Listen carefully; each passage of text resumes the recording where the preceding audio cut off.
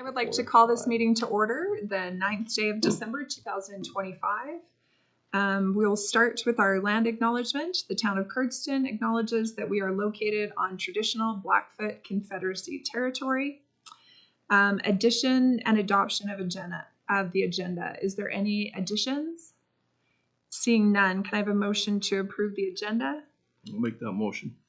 All in favor? Thank you. All right, we have our delegation. We have Sergeant Bob Wright. We'd like to welcome to council, the last time this year. Okay, thank you, Miss Mayor and Council, for making some time for me this evening. It's nice to see some familiar faces and some new faces here on Council. For those of you that don't know me, my name is Sergeant Bob Wright. Been in the community for about 5.5, 6 years now.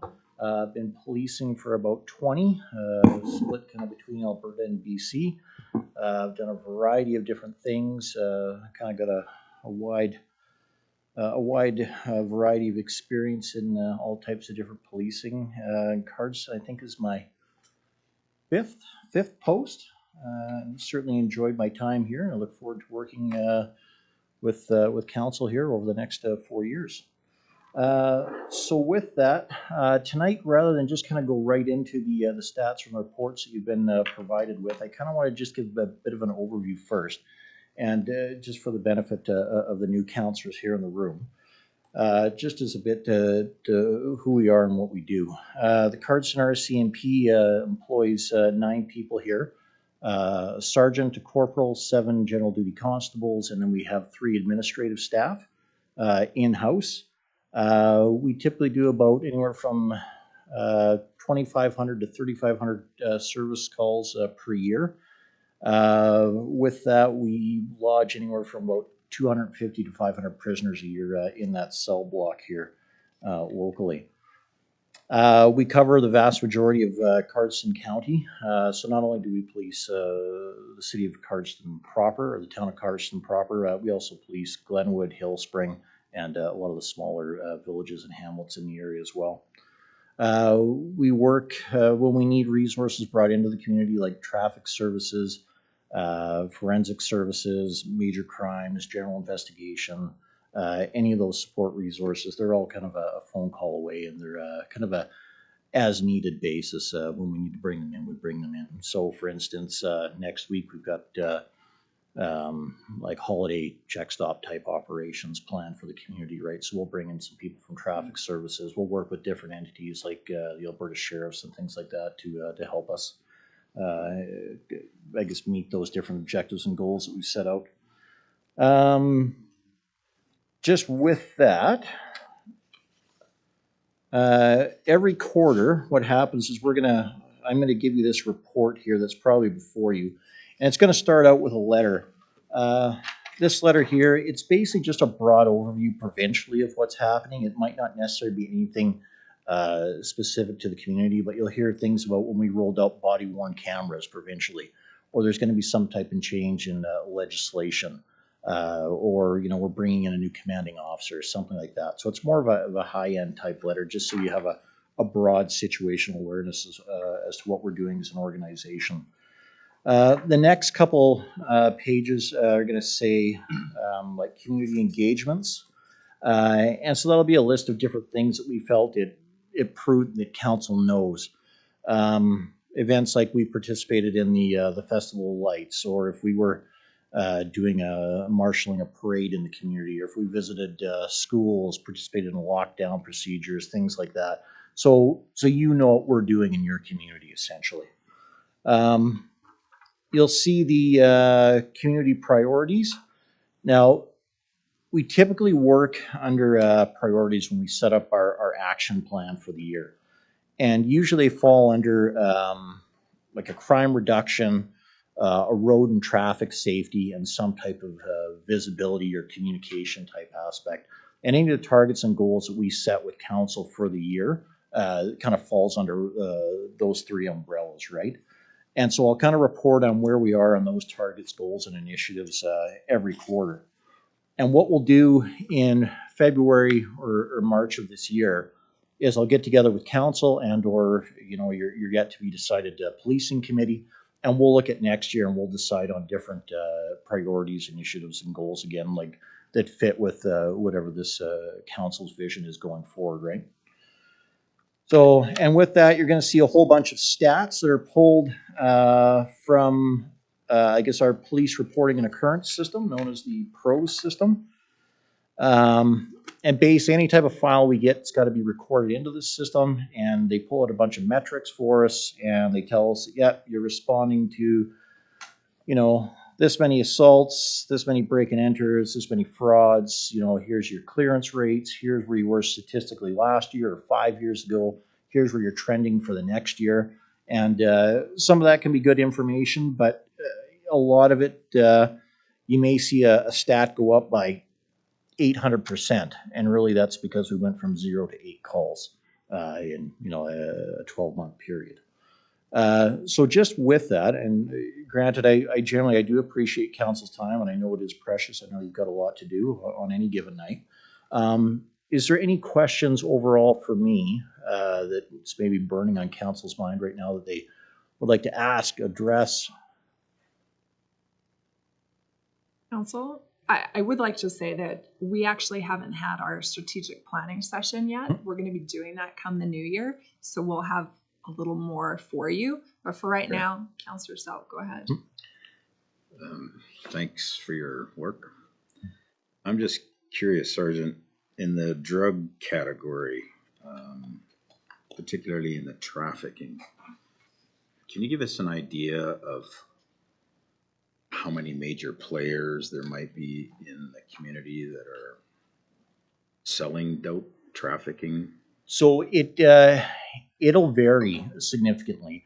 And a good, I guess, case in point here is the last guy, I think we charged him in September with trafficking just here on Main Street, right?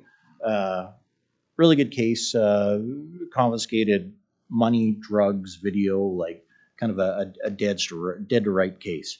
Problem is a month later he died, right? So we kind of lose these stats along the way. And we lose one dealer and 2 more pop up in the area. Some guys just get out of the game because they move or there's external pressures, from organized crime, loosely in our area, right? Just a higher level crime, I guess. So I would think on any given day in the community, like major players, probably 4 or 5. And then, that's within Cardston.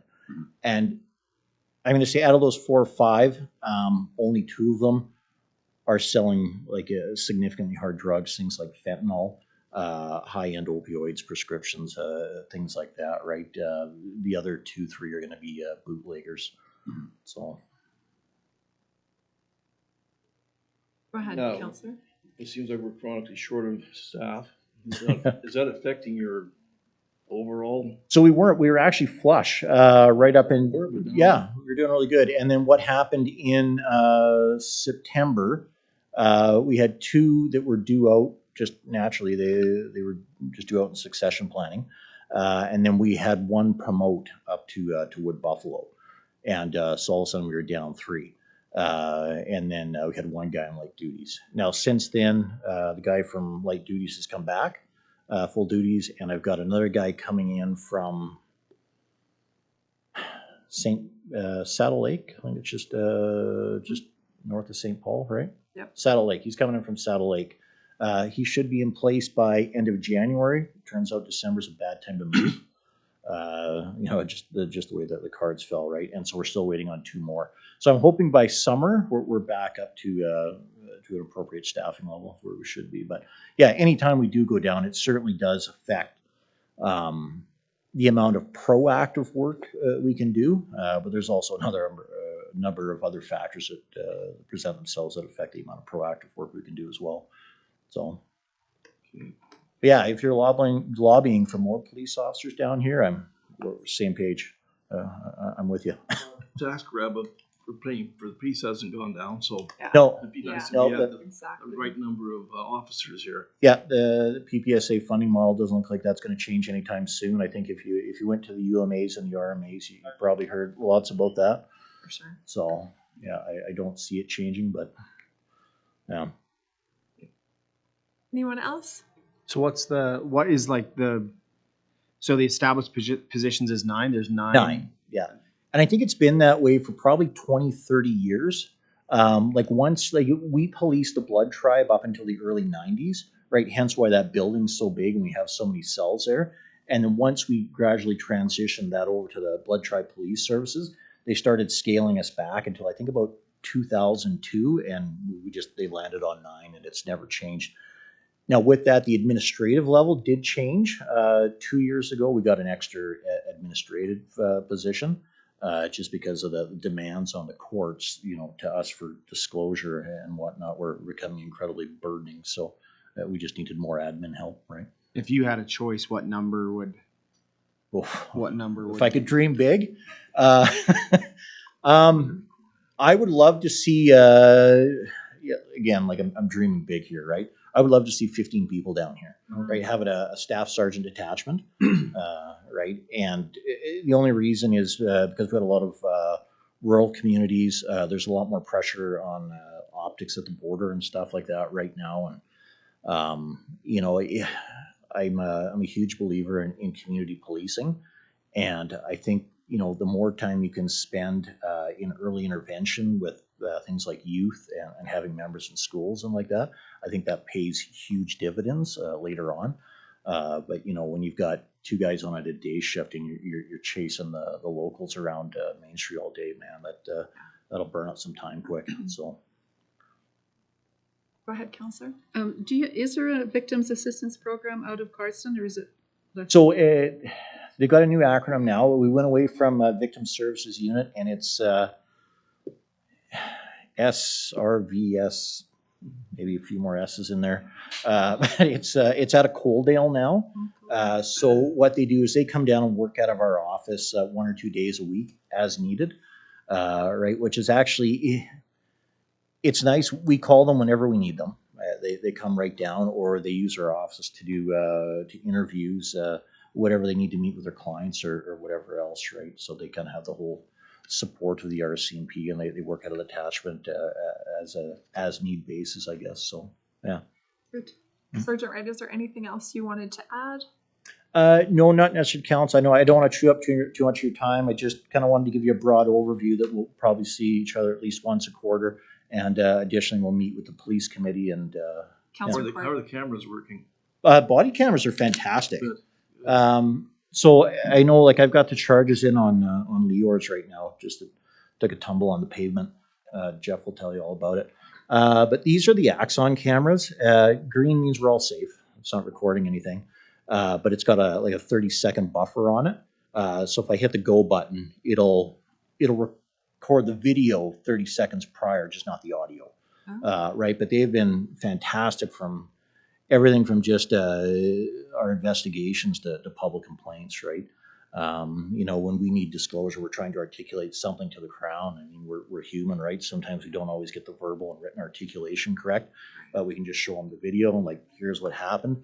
Or public complaints come in, which we got, obviously we take seriously. Right. We can go back and we can review those videos to see what happened, and we're able to get rid of some of those quite quickly, right? So they've been Awesome. a great benefit.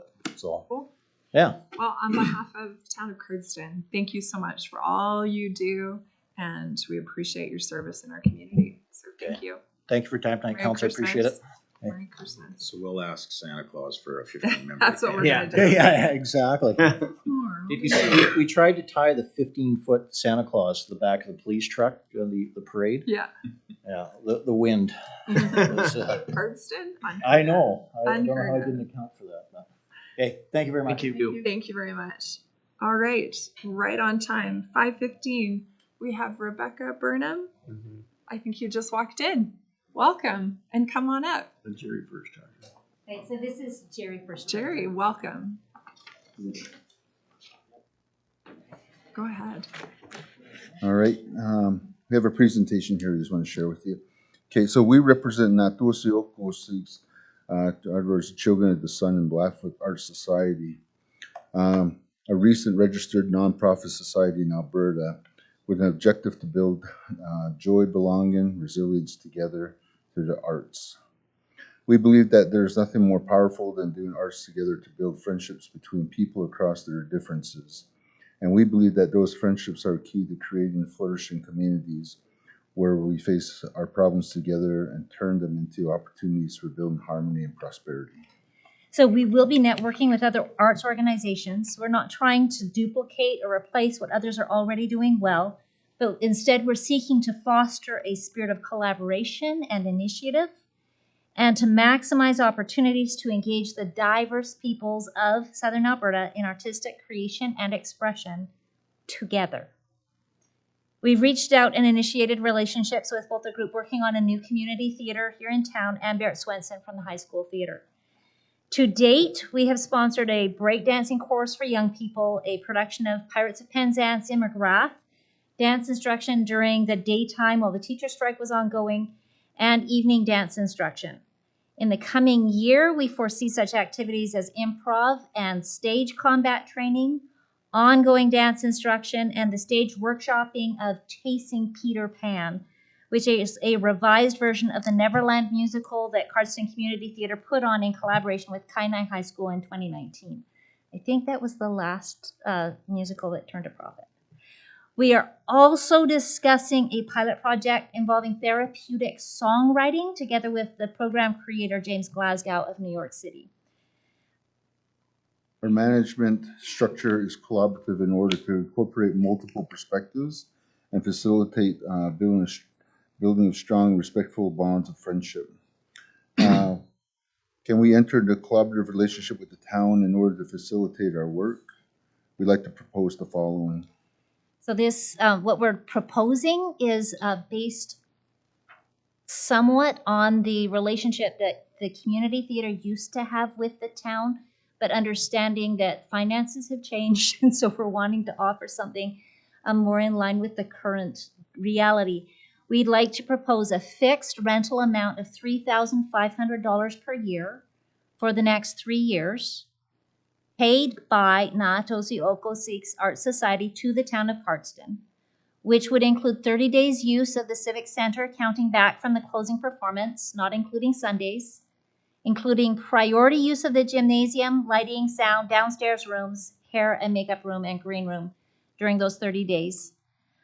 We would want to undertake responsibility for and annual storage of the props and costumes that used to belong to Cardston Community Theatre in the downstairs costume and prop rooms, as well as the CCAN.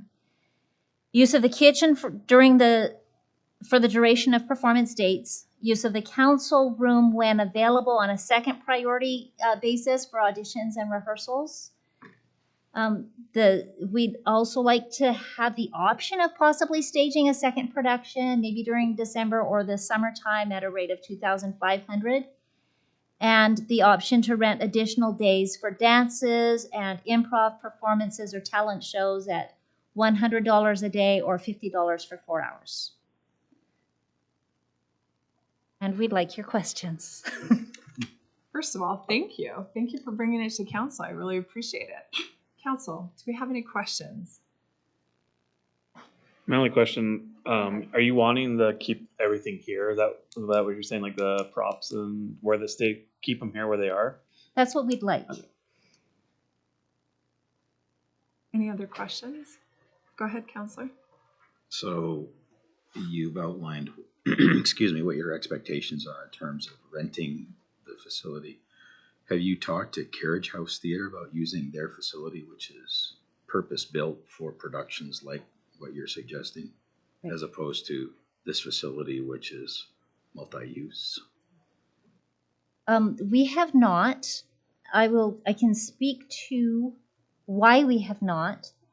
When we were doing Neverland in 2019, the Carriage House Theatre had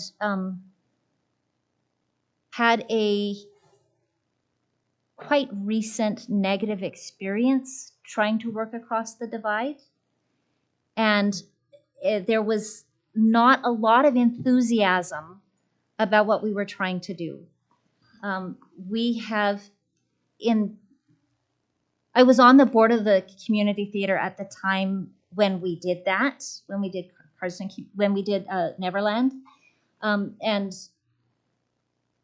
we felt that that was very much a community building experience, which is somewhat different from the overarching vision of the Carriage House Theater. So we have not approached the Carriage House Theater. I do know that the Carriage House Theater tends to be pretty booked up, and so we wanted to come here and see if we could work with the town, where our goals are primarily community building. Thank you. Anything else? Go What ahead. would be like your timeline of getting, like, if you got the agreement, like when would you want to start this? When would you want to get the first production going? Whether or not we get the agreement, we have already booked the gymnasium for May. Oh. So we would want, if possible, it would be lovely to have this agreement in place for that, but we will be doing the production in May. We will be doing a workshop of a musical in May. Okay. To know. Okay. And you haven't reached out, I guess, either to the Remington Center, to their theaters. We have. You have. Yes. And their situation has changed since they are now kind of administered from a provincial body, okay. which means that they are not able to make evenings available at all. So they only have daytime access. So let me see if I got this straight. A largely empty building is going to remain largely empty. Yeah. Is that, am I reading that right? You are reading that right. Oh my goodness. Okay. Well, thank you. It's been an eye-opener. I appreciate the excitement of new things, and so how this works is council, now this is our last meeting for this year, which is funny to say, but at our next council meeting is when council will make that decision. All right. And so thank you and Merry Christmas, and we appreciate your wanting to bridge. We're all about bridging communities, so thank you. Thank you so much. Take care. All right. Moving along. All right, we've got a couple minutes. Let's go straight into adoption of the minutes of December 2nd.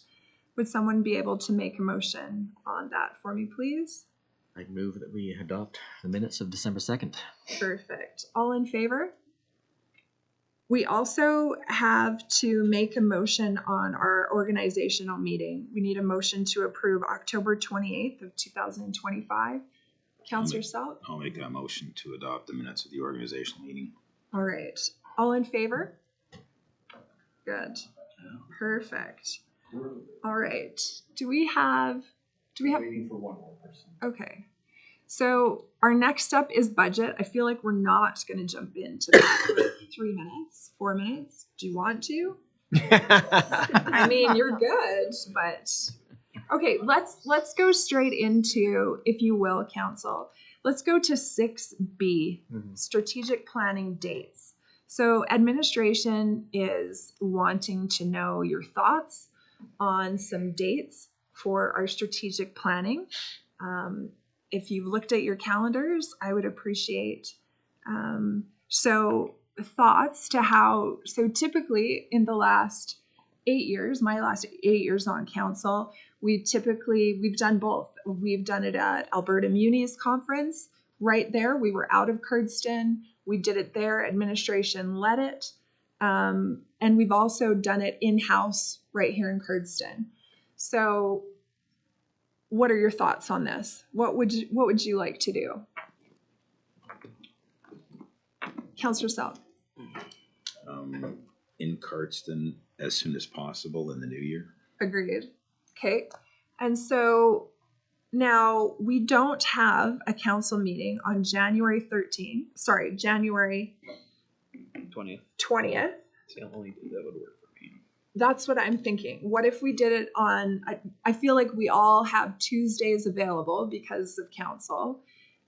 Are you going to tell me that's the only day you can't come? Oh, okay. Is there anyone who is there anyone who couldn't make the 20th work? That's just, it's my historical society meeting. Oh, we could bump it. Yeah. Yep. And that's the other question. Are we going to do an evening? Are we going to do 2 evenings? It typically takes a day. So I don't know if you're feeling sick that day, Counselor. For some people that work full time, I realize it's asking for a day off of pneumonia or whatever. But I'm just wondering, I would like to do it as soon as possible. I would really like to do it. Go ahead. I can do all day on the 20th, or I can do half days anytime that week. I just work the mornings that week. So. Okay. I'm sure I can figure it out. Okay, the 20th, Councillor Johnson? Good. Okay. I'm working, but I guess I'm good. Okay. Triple pneumonia is what I'm hearing. Okay, so Councillor, go ahead. We work in the temple on Tuesdays. I hate getting a sub. Do you want a sub for me? I feel like I could have something that day. Is there another day? Saturday's Mayor too. Yep. 23rd I have off as well. 20th. It's a Friday. And I don't. What about Saturdays? I'm good with Saturdays. What, Counselor? Nothing. I Shift have work. more to do here on Saturday. Pardon? Nothing. Yeah, 10th, 24th, 31st. I'm not working those days. Okay, what about the 24th? That's my birthday. Oh, definitely we're going to do it then. So, I'm not coming. Yeah. okay, or the Put 10th down you on that said, one. Counselor? What's up? Yeah, 10th. What about the 10th? January 10th? Nope. I have a clinic retreat that Okay, weekend. so here's the thing. What I'm hearing is it's the 20th, and Counselor Selk, I'm sorry, we will give you a doctor's note or something for the temple. I don't know what we're going to do that day. We can't? You're working So you will have to. mornings or evenings, I'll have to Counselor? get a sub. Okay. You've got a brother-in-law who'll cover for you. Okay. So let's go with January So they 20th. can't make a decision. We're going to go January 20th, and we're going to start at, is 9 o'clock okay? Yes. When's your shift? 9 o'clock. When's your temple shift? 9 to 4? 9 to 2:30. 8:30 to 3:30. Like 4 till 8. Sure. I could. Like that. Yeah. Go 4 to Don't have 9. to put my kids to Would bed. that It's work, good. 4 to Counselor? 9, yeah. Then Kent won't have to miss school. Sure, let's do that. Okay. Let's do that. Okay, good. 4 So to the 9. 20th, 4 to 9. 4 to 9. 4 till, yeah, We're done. agreed. Till we're done. So it's actually my And that's temple shift. strategic planning. What? Really? Yeah, so that will be strategic planning. The other question is, and we've just got a couple minutes here. The other question is, did you want You're fine to have someone, council? The other question is, would you like someone else to come in and facilitate it, or are you okay with administration? I would prefer administration and us working together because we're the ones working together on things. So does anyone have a problem with that? I don't understand who else would come in. So there are facilitators that it's their job to come into communities and they facilitate this kind of thing. The planning strategic. Agreed. Oh, let's, Agreed. No, let's do our own Okay. in-house. So I just wanted to, Jeff had just wanted me to double check. So Jeff, we're good. Date, time, and here. Because Yes, I'll check the calendar for what's here, but Okay. right now I think Okay. it's fine. sounds good. All right, we're at 5:30, so we're gonna we'll go straight into the Chamber of Commerce. So I've noted Brett Stewart.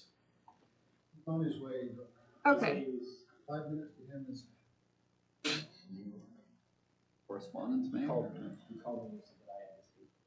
Do you want me to just keep going? Delbert, do you want, I can keep going until he gets here. Okay, happy to do that. Okay, we're gonna move, we're gonna be on the fly here. So let's go into our correspondence. Sure, we'll go into that.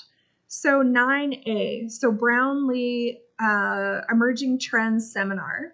So that's coming up. They've given us the invite.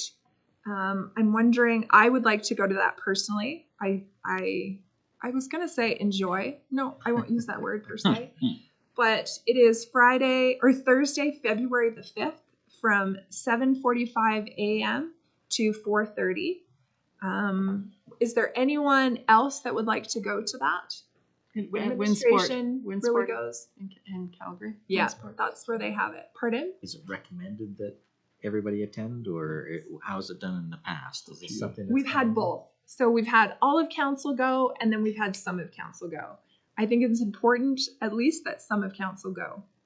I'm working that day. I cannot go. Which day is that again? February That 5th? is, yes, February the 5th from 7:45 a.m. Yes, go ahead. To your question, Counselor, I do think it's been good to at least have a elected official and an administration there, and we can bring that back to the organization. So I wouldn't fret if Yeah, I all agree. can't go. I think that's fine, but it's usually quite worthwhile. We've tried to have one counselor and one admin there most times. Yeah, I could go if needs be. Okay, sounds good. All right, I think we have everyone here from the chamber is ready to go. Perfect. All right. I think we've got Brett coming up to speak. That's what it's listed as. This is what it's written. Sorry, you didn't get that memo? All right, fine. That's how it was on ours. Welcome. How you doing? I think they like to sucker me into these things. So no, we're just 1 second. Go They ahead. had sent me an updated sheet Oh, yesterday. okay. It's not the same one on your agenda. Sorry, I should have had that handed out, but here it is. Sorry to interrupt you, Brett. Oh, you're good. I had one previously, but it was in the packet, and this one is new on Monday. There you go. Go ahead. Okay. So we've been working. Delbert got a bunch of us new guys to kind of join the board, the Chamber of Commerce board this last year. So obviously we're kind of in a rebuilding phase. But this year's went pretty good. So that's obviously why we're here tonight, to continue working on it. I know in the past they had a little bit of some corruption and some stuff that wasn't very pleasing, but we've got all that fixed now. So really what we're here tonight for is just to work on some better communication, open communication, and a little bit of a partnership where we can get a little more help out of the town too. Obviously we don't have big budgets. So like when we use, I'm not going to follow this, by the way, so sorry. When we use like this facility, we need help with fees and things like that. Like when we did the market all summer long, it was a little bit hard to work with the town on that. They always wanted high fees for it. And we're like, well, we're just trying to bring business into Cardston, support vendors. It's not like we're doing this to make money. So, we're looking for, help with that. Where, if we're going to bring a market in or use the facilities, we need to do it where there's not much for fees. Okay. We were charging, correct me if I'm wrong, guys, towards the end, $15, $20 for a vendor. But we were getting quite a few vendors and people to come into town on that. I don't know if any of you attended any of those markets. Yeah. Yep, we did. And so, obviously, if we have to pay fees for all the buildings, like say, the chamber's not like a money pot, like, we don't have an annual tax revenue to put in that pot. We got a little bit of our membership fees, which we are working on, and that is coming. But we really want to keep people, really what we're trying to strive to do is bring business to Cardston. And so that's what we're trying to work on. And in order to do that, we need a little bit of help with funding because it takes work. And now all of us are volunteers. So what we're really looking in, I don't know where you get to it in here, right in the back. What we'd really like to do is hire more or less a secretary that could actually do or liaison person, whatever you want to call her, that can do marketing, Facebook, advertising, set up a lot of these events that we want to have that take time. But in order to do that, we're hoping to get a little bit of cost share with the town on that. So, because we raise money from our coupon books. We raise money from our memberships. But also, it's, if we're actually going to grow business in Cardston, it's going to have to be a combined effort between you guys and between us. You know, there's only so many new companies starting, so many new places to get jobs. We need to bring jobs to town. So, you know, in the last year, Boston Tars alone, we now have 23 employees, right?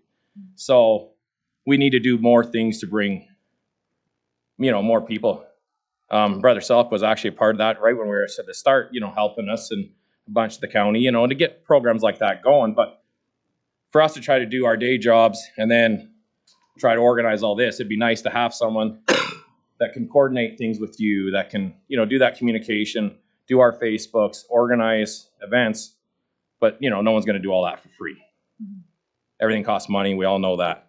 So, you know, definitely things like that. So definitely we're looking for some financial contribution from the town because we need to grow business in town, period.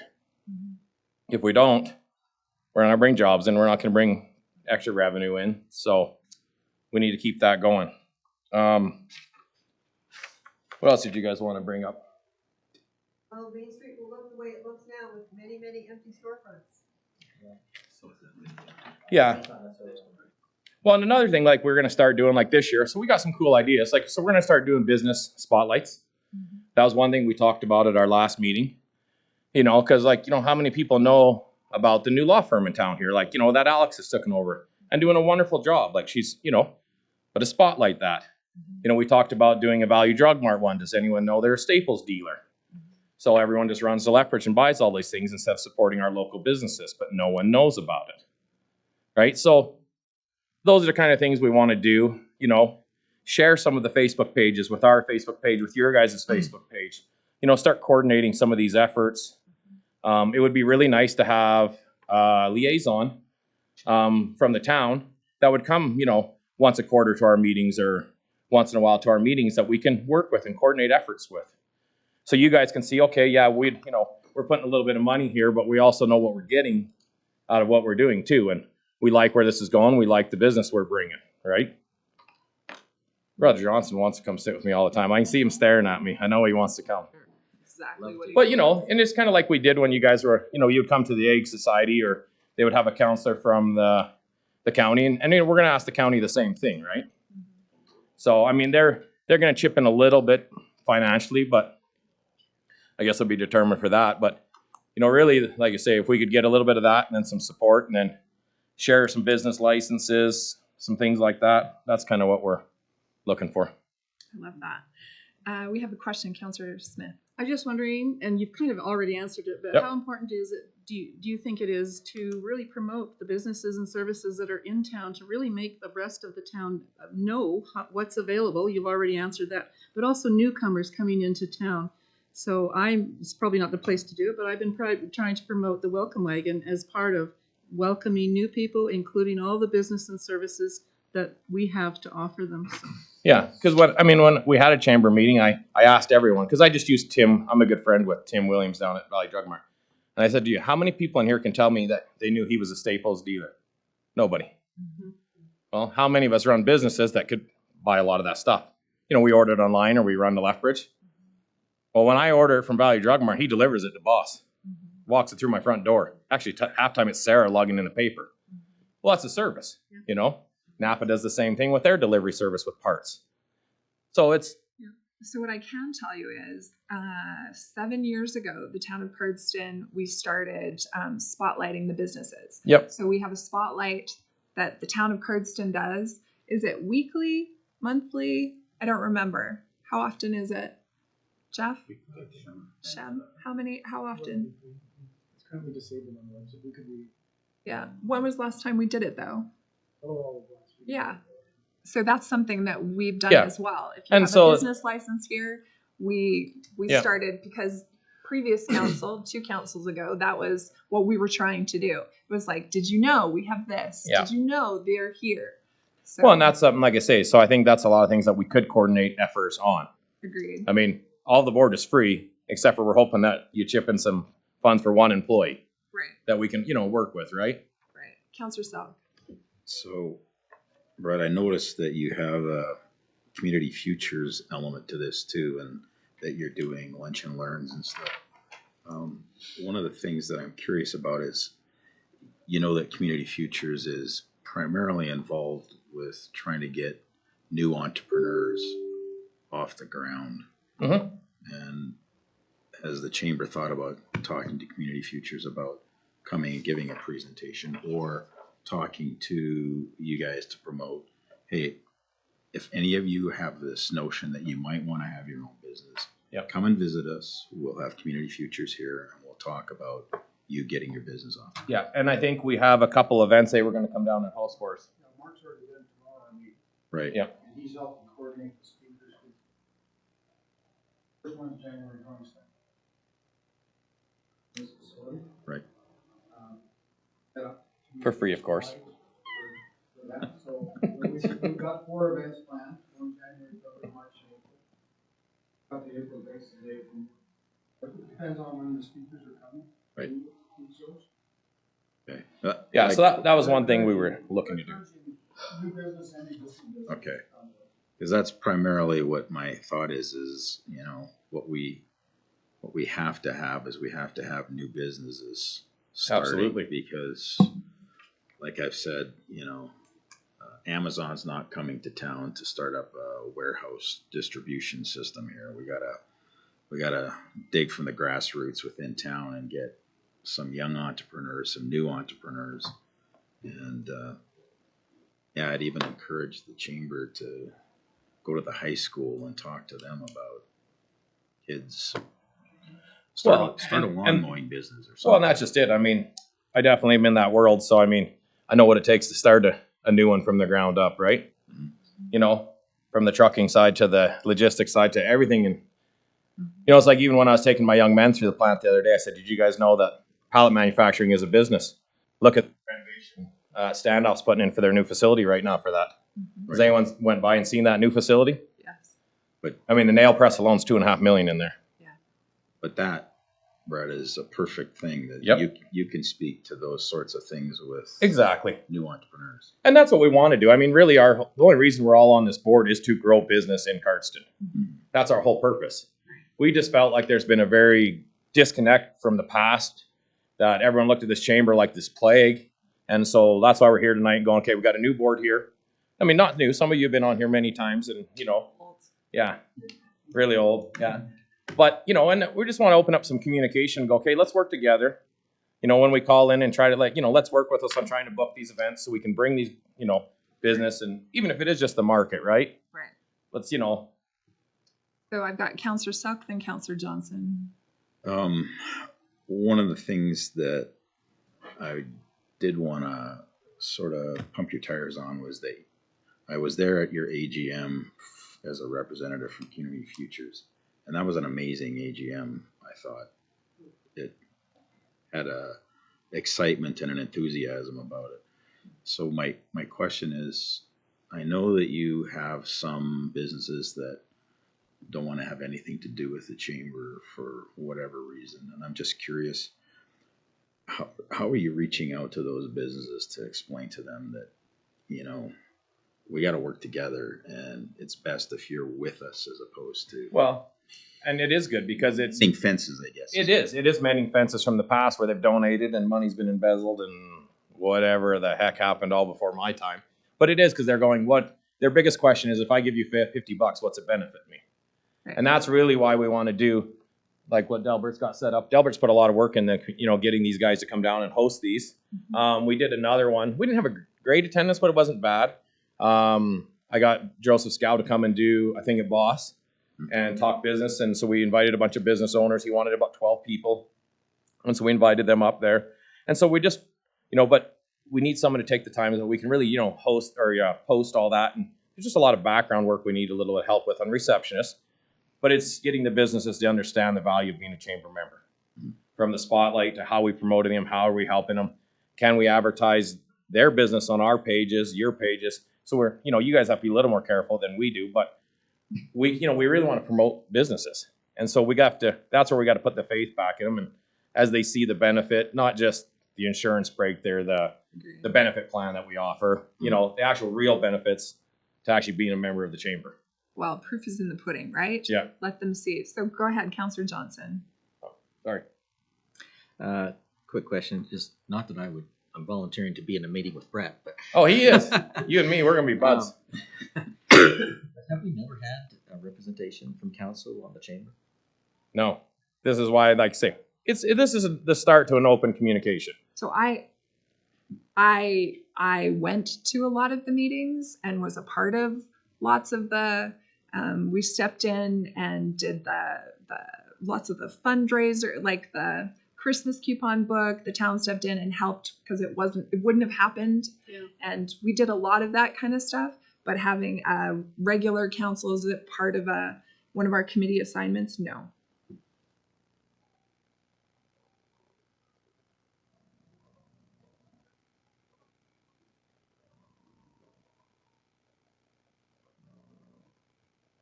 I think there is a lot of interest and people Right. participate. I think everybody that's on there, everybody on there is already good. Yeah, we are. But we've got a lot of great resources, we've got a lot of great. So, what we found really lacking. And that was kind of key thing.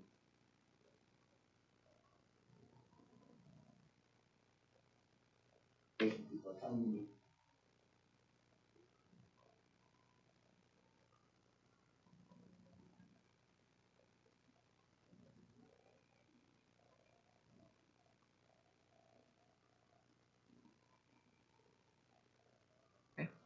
Thank you. Councillor Selk. Just one last, so the ask from the chamber, let's cut to the chase or to the bottom line. It's always a chase. Give me your checkbook. Yeah. Then there's your direct answer. Okay. I know. Okay, well, no. But anyway. See, at least you're honest with me.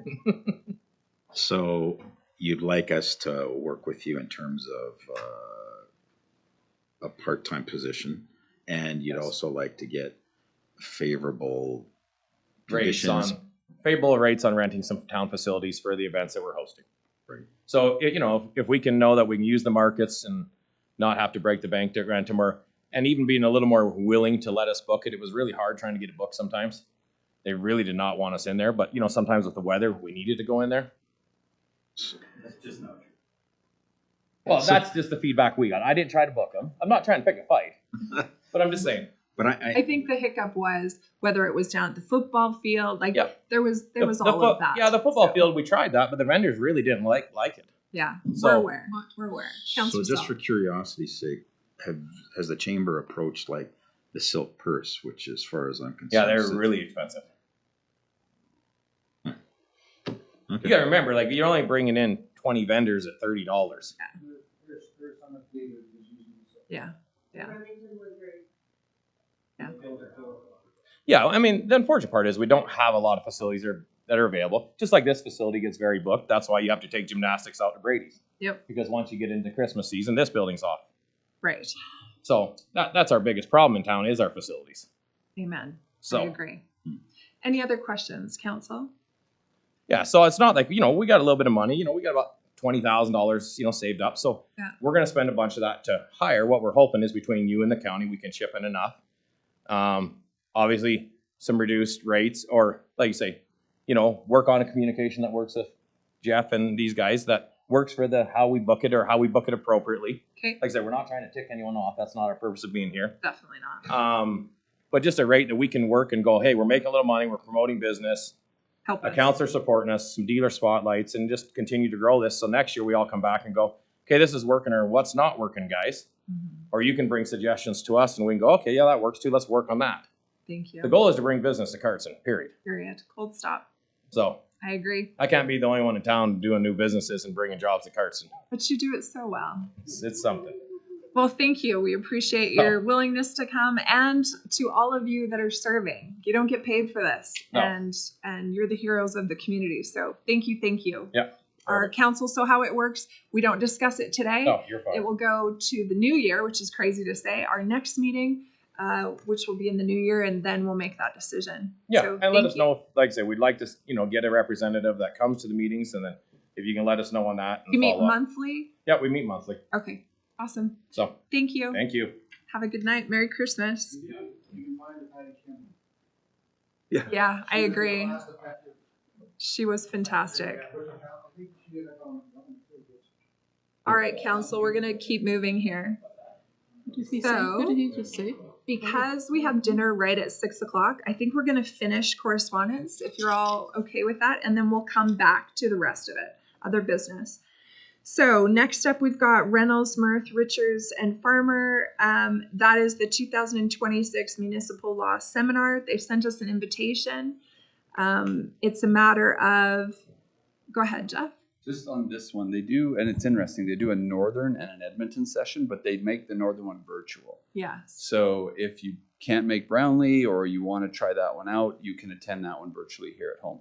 So I often attend that one and just have it on in my office during the day. So Agreed. if there's one of you that's interested in that too, there's usually good information. I would definitely be going to that one, or online. Yeah, it'll be It'd be virtual. interesting, I'm yeah. hoping we're not going to Grand Prairie. I mean, that would be It's going not home that for good. me. That would be I going home promise. for me. That would be fun. Right, that's true. Okay. Yeah, just let me know if you want me to register you. Okay, I would if like that you to works for your register me. schedule. Okay. Is there anyone else that would like to be a part of that fun? Councillor Johnson? So this is kind of the same as what the other Okay, one was. yeah, It is a sure. different Yeah. firm. Okay. But yes. Sure. Okay. And what are the main, like what's the main, like, course, or what are we getting out of that? And Great question.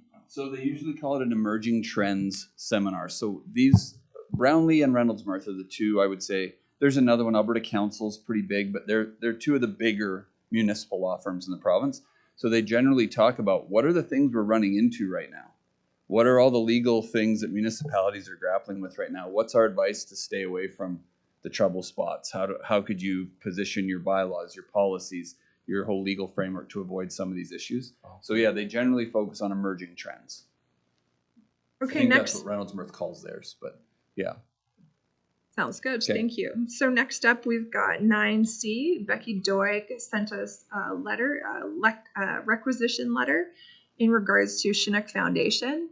I mean, we can all look at that number and cry a little, but it is a requisition. We are lower than the county and McGrath, but that's essentially the acquisition number. Colin Harvey from Alberta Link, just congratulating you all on being elected. We have Land and Property Rights Tribunal, the seeking committee members. It's a matter of, are any of you interested in doing the training it would take to be a part of this? Former mayor's still on this. Yeah. Yeah. Any of you? I have no idea. Be a part of what? Okay. Appeals board. Let's talk about it. Jeff, we talk a little bit about this, about the 9E, Property, Land, and Rights Tribunal. They're just asking in regards to the training, what that looks like. Yeah, so, what the training looks like? Well, yes. So this is, in fact, Maggie, who's in the audience now, is currently trained on there. It is not required that you're a counselor to be on the assessment review board. Yeah. We've switched, I think it was 4 or 5 years ago, where we switched to a regional assessment review board. So we used to have people trained in the community, and then if there was appeals of their assessment, this board saw it. With our partnership with Old Man River Planning Commission, they started a regional assessment review board. And so every community is asked to have a few people in each community that take the training, and then they draw from them when there are appeals. I'm just pulling this up real quick. And so that's why in 9E, we had the letter from the Land and Property Rights Tribunal, but then also we had a follow-up letter from Old Man River saying, oh, and we'll also take care of this training and let us know what we can do. So it's a lot. The training is quite a bit, but you don't get called on terribly a lot.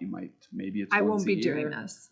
But if any of you are particularly interested in that type of thing, we can certainly sign you up. So we used to have Richard Bangry until he didn't renew the last time. So I believe Maggie's the only person we currently have trained. Does that seem right, Maggie? Yeah, I think she's the only one in town that can be on the regional board. Right. We can put it out for residents at large if that's something they're very interested in, and we can accept, applications for that as well. But if any of you are interested, then we can get you set up. As of this moment, is there anyone that is interested in this? All right, we're gonna move.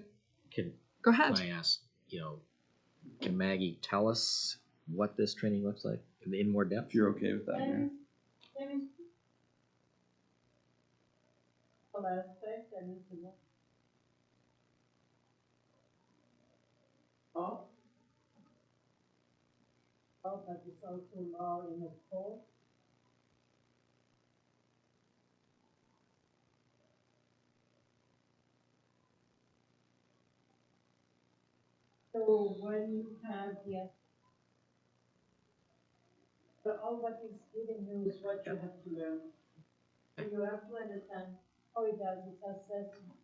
Right.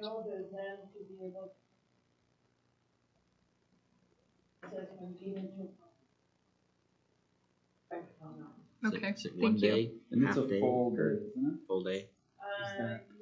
With me being on No, board, you don't know that. so- You don't know that. You don't need this in your life. Right. Okay, thank you. Sounds Okay. stimulating. So we're gonna move right along. Next up, we've got 9F, Marianne King National Police Federation. It's just a letter on the introduction. Introducing Marianne King. G is the Honorable Dan Williams, Alberta Municipal Affairs, reporting back on the initiative. And I think, the last one is 9H, and it is the Chinook Sexual Assault Center Awareness Letter.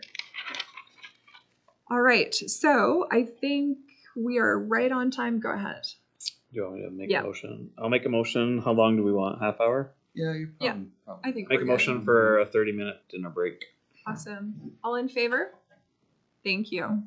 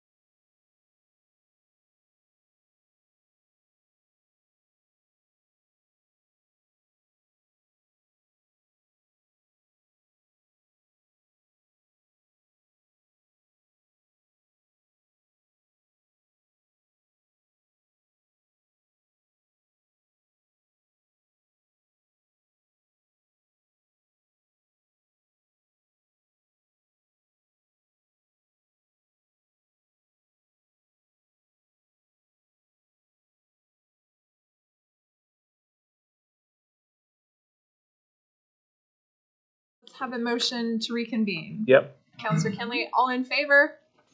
Thank you to Jill for an incredible meal. Thank you, thank you. We really appreciate her heart and soul that goes into all she does for us. All right, so we're gonna move right along. We've kind of zipped all over the place, but we're gonna go to budget. I'm so excited right now. So we're going to budget 5A, and we'll turn the time over to Jeff for all of these lovely pieces of paper. Yeah, small 11 by 17s for Love you, it. council. So I just wanted to touch on a couple of things. I'd actually like to start with the electrical. It's the single sheet with the blue band on the left. And there's, again, I'm just trying to get some of these out of the way and we'll end with the big one. There's just some historical changes, small tweaks we were trying to make. One thing to note is we've shifted our consultants that do our rate analysis, and we're a little bit behind schedule with the new consultant. They hope to have me stuff by now, and they don't. So that's certainly something we'll be talking about between now and April when we're looking at the tax rates. So I'm hoping for quite a thorough analysis of all of the distribution rates that we charge. So that probably will change before we do tax rate. But I just wanted to show Jill really drilled down on historical actuals. And then there's nothing else too much within the budget of concern. I wanted to point out at the end of the electrical budget, we're currently budgeting $368,900 to go from that department into general funds. Mm-hmm. So when we look at the benefit of the system for the ratepayer, we are budgeting for just under $370,000. Any questions on the electrical budget? We just put that. Sorry, we just put that into the electrical reserve. Is that what we're doing? No, utility. It comes in as revenue into the tax budget to offset taxation. Gotcha. Okay. Now we do have money going into electrical reserves, but that's net of all those things. Okay, cool. Yeah. So it's just helping with the overall. Yep, for sure. And those are important numbers when councils have discussions about retaining or selling the system and what you could gain on a sale versus what we're getting now, and those are all good things to know. Okay. If we could go to the orange one next, which is utilities, not much. So anything in green, by the way, the notes in the green on the right are the changes for December. Oh, sorry, those are December 2nd changes. Sorry, if I have anything for December 9th, they're orange. Green? Oh. Yeah, they're orange for December 9th. This No, sorry, I am. Said orange. We're going to use the one with the orange sidebar. Oh, it's on the back of this. Back of the big one. Okay, back of the big one. Oh, Gotcha. Mine isn't stapled together. Okay. Sorry. Okay. We're like, where are you?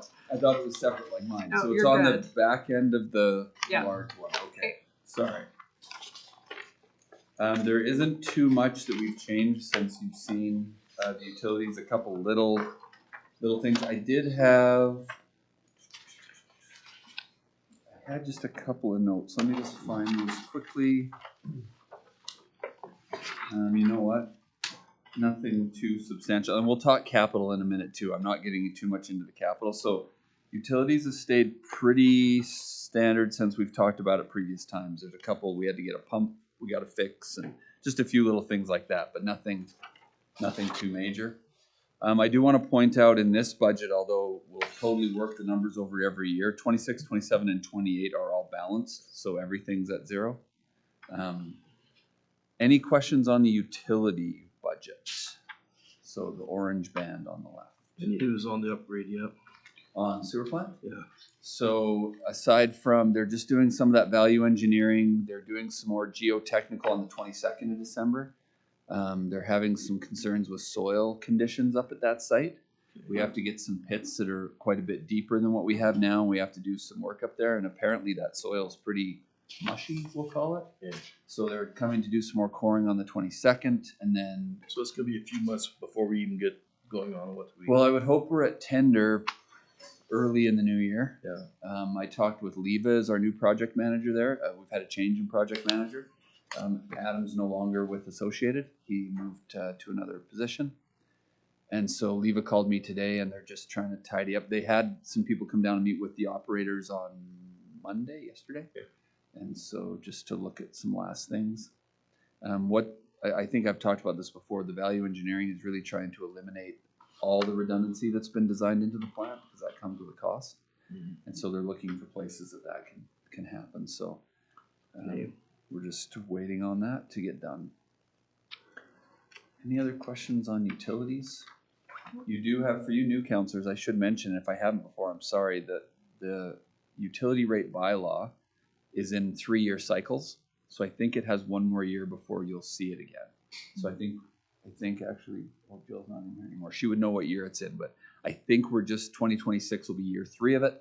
And so this summer we'll start talking about utility rates for the next 3 years. I had a question on that again. Go ahead. We can change it whenever we want, correct? You can change it every meeting if you so choose. I mean, that's an administrative Why did nightmare, we but- set it at 3 years? Is there because of new council? Is that the whole thing? Like, no, it's an opportunity. That was just the sequence it got to At that time. Okay. It does help, council. I'm not going to lie. Some of those things do help to overlap the new council by a year. Okay. Otherwise, we'd be also trying to get utility rates done before the end of the year after the election as well. So it is helpful in some ways. Okay. Mayor, you have Councilor Cole. Go ahead, Councilor. The Fairway Boulevard place at sewer. What is that? Is that those new houses that are going up down there? Or what's Help me find where you are, Councilor. Middle of the I page. am on right here, Fairwood. 42762. Yep. Cheers, budget. Yeah, You're looking at that was the 2025, last year's Councilor. budget. I'm just wondering what. 410,000. So 2-42. Oh, 762. Yep. Yeah, I'm thinking that's what it is. Sorry, give me that GL again, Mayor. So he's on the very first page. Yeah. So It's Fairwood Boulevard. I'm just wondering if that's where the new houses is, if that's where that is. Up by Ron's place there. Yeah, it's the extension to the sewer. Yeah. Yeah, line. so everything in we call it the mail-in development now. It's Fairway Phase 2, but we call it the mail-in development. So that's all of the sewer. So I extensions poured through sewer in there. I thought, what? Just come on. It's all your problem. there. Yeah, you haven't got your bill yet? We should talk about that first, Councilor. Whoops. About to put a meter in. So you don't want to talk about the capital fund. So I will go to capital but if you have something now, by all means, let's talk about it. Well, it's just 18 and 20,000, then it drops down to 580 and 26. Is that because things are paid for? You're not buying anything new, or what? I need to see what we're talking So about. give him the number. Let me Same have a look. page, Let me come have a look. just below Fairview, Fairway. See, here. Okay, here. so Am I we're on the reading it back, wrong? yep. Yeah. Oh, yeah, so, yes, good question. That's because in 2026 is a $20 million sewer plant. Yes, okay. Yeah, so that's why you see a dramatic, precipitous fall off Yeah, that's what I in wanted. 2027. Yep, exactly. So without that, it would only be 820,000. Mhm. Okay? Go ahead. So then I'll focus most of my comments on, so back, here's this all in one, but the green. So what we consider everything else that isn't utilities and electrical. So just for some big numbers to start, again, we built this budget on 2% tax revenue increase. And this budget also contains $976,483 being transferred to reserves. We're also using, not counting sewer plant or clubhouse, we're using about 1.1 million of reserves. I have a question Go ahead. on that. What percentage of our tax revenue do we put? Is that a percentage of going to reserves? Like, is that a number you could tell me quickly or not? So it's not all from tax, because a lot of that comes from utility rates and other fees too. Like in the broad, I guess. Yeah. Could you tell me a percentage that we put on average to reserves? I mean, it's hard to say As a average. percentage of total revenues? Yeah. I just have to do some, That's one second. I can get it after. I just was curious. Yeah, I just gotta do some real quick, 2.5, 2.5, and then 2.5. So again, really quick, we'd have about 13.9 million in total revenues, and $1 million roughly for reserves. So 7, 6.5, 6, yeah, somewhere in there. Okay. Yeah. And again, if our sewer plant project and our golf course project and all the other capital is completed this year, we'll use 4.5 plus 5.6 million of it. Yeah. More than half of what we currently have. So, and again, that's what it's for. That's perfectly appropriate. But we'll use a lot of it this year. And those affect things like our return on investment. So we invest all that and make pretty good return on that. That'll go down by half. And some of that stuff there's a domino effect. But again, that's what it's for. Okay.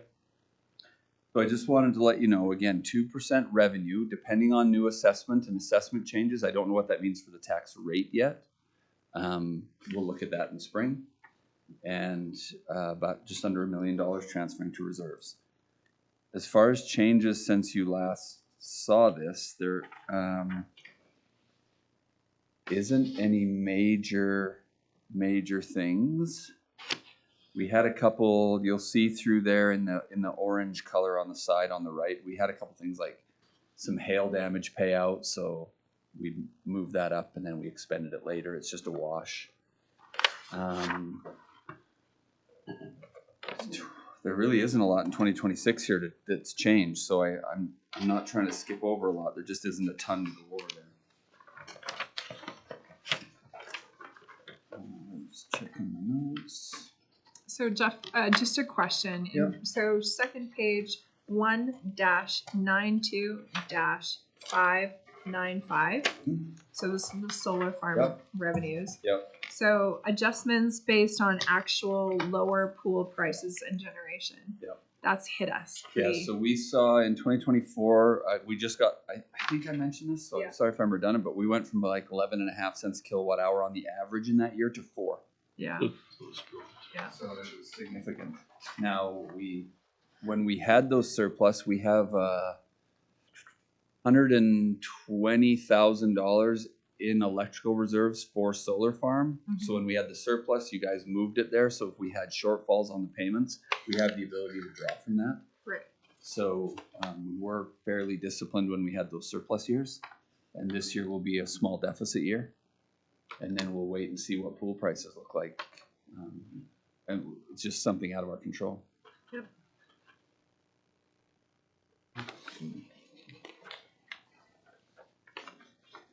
The only major that I made, I know all the departments were messing around with all this. I did make some changes in golf course labor. So I clawed that back about $40,000. And then we also removed the transfer to reserves for next year. Transfer to reserves is aspirational. It's great if we can do it. Yeah. I didn't want to budget something that we weren't planning on expending because we'll tax for it is what would happen. So if there's a shortfall, we end up trying to tax for it, but it's not a mandatory expense. It's an aspirational expense. And so we took it out, projecting already a loss there. Counselor? With the clubhouse stuff, you're projecting that based on conversations with the current on like how we can reduce, or are you just assuming? Like how did we get to the what number? Am I basing the labor change on? Yeah, is it talks with our current ones that are employed, like maybe we have been overstaffed and we can do it without such and such? Yeah, so I met with Sandy and Graydon a little bit ago, and then I met with Josh actually just last Friday. Yeah. And the discussions were so what I would suggest is I think I want to be careful of this is my interpretation. That we have been more overstaffed in the clubhouse and less overstaffed, if at all, and I would say not at all on the ground side. Like I think there's always more to do than we have labor to do on the ground side. Yep. So I've tried to be careful in how much I'm clawing back the ground side, but when I talked to Sandy and Graydon, there was some agreement that we could structure labor in the clubhouse very differently next year. I mean, not just to jump on that, I agree with that in the sense that I think that you could claw back the club that wage, and whether that's helping us reduce our number, and I think there is more to do outside than obviously the inside, and I like that. So if we can have the same quality, I guess, same quality but a less staff or cost, I guess. That's good. I think we can be smarter about that. Smarter, I guess is a good number. And that's, between those two line items, we're sitting at $384,000. Like it's for a seasonal facility. Yeah. It's not a small number. Now it's open 7 days a week from sun up till sundown. Mhm. So we have a broad amount of hours to cover, and it's logistically complicated to operate. So it's expensive, Yeah, for sure. But we're going to work towards coming down, and the management team feels confident that that's going to be okay. The other thing I did, just to try and get things balanced, and by the way, I'm on page 11 in the 272 700 range of accounts. Those are all the golf accounts. At the end of all the golf accounts, there's a recreation transfer to reserves, and you can see that we put so much for the rec master plan, so much for campground, civic center, agrodome. We have this amount we try and put away. We did reduce the rec master plan reserve just to try and balance from a cash point of view. Again, it's a great number. It's an aspirational number, but we felt that was a place that unfortunately we could pull a little bit out and get us to balance. I didn't, just looking here, don't think I had anything else operationally. Sorry, another one. Yep. So the rec master plan, I'm just confirming, that's the number we're transferring, but that's not interfering with the current line items for this year. Or is No, it? it's not. That's just on top of what we're doing. That's like a 50-year looking type of idea. So there would be a small portion of that might be that would impact this year's, but it's looking, when does the rink need replaced? When does the pool need replaced? When does, like, a lot of those really big ticket items too? It's all the small stuff's in there too, but it's got some big numbers over a long period of time. Yeah, okay, so that makes sense. And again, transfer to reserves it's great when you can do it. It's responsible, it's good governance, but you have to balance out how much you want to tax for them too, right? Because they're solely tax or user fee funded. Yeah. It's the only place it comes from. So other than that, that's everything operationally. I'd like to talk a bit about some capital, but is there any other questions? I hope I identified those key metrics enough. 2% revenue. Yeah. In my head, my gut feel is that would result, if everything stayed the same, like a 1% tax rate increase, potentially, something like that. Mm-hmm. Don't hold me to that. We'll see what that looks like in April, but yeah, it feels like that's where that'll land. And then still about $1 million in reserves, 976. Okay. 26, 27, 28, like I said, operationally are balanced. They're not, let me say, we take some kind of big swings to balance some of those future years because we just don't have the granular detail on everything just yet, but we do need to provide you with a balanced budget for 3 years. I know you're just seeing it, so I'm happy just to give you some time to scroll and look through. So can you go to page 14?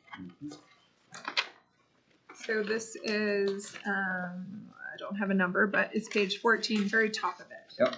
So I've got town square washroom. Yeah, I'm good on that. Campground cabin renovations. And then this is for 2026, 35,000.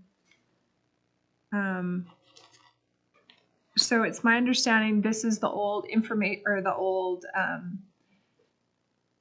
office. Yeah, it was the old. that It used to be the old information center. Yes. Yeah. And then it was Yeah. because we just keep rolling it as long as it makes us money anyway.